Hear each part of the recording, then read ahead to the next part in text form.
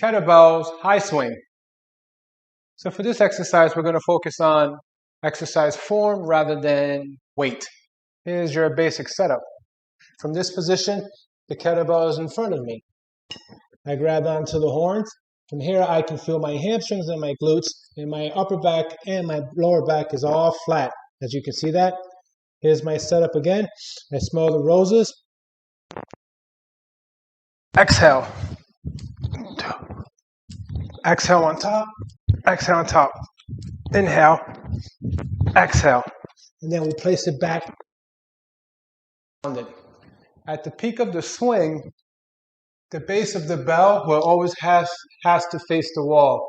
So if your bell is swinging up and down, then you're not stopping at this optimal place, which is the high swing. So from when we're at this position, at the top of the swing, that's when you can squeeze your glutes, pull back your shoulder blades, hip hinge, exhale. Last and not least, this is a hip dominant exercise. You should not be going up or down. You should be going forward and back with a slight knee bend.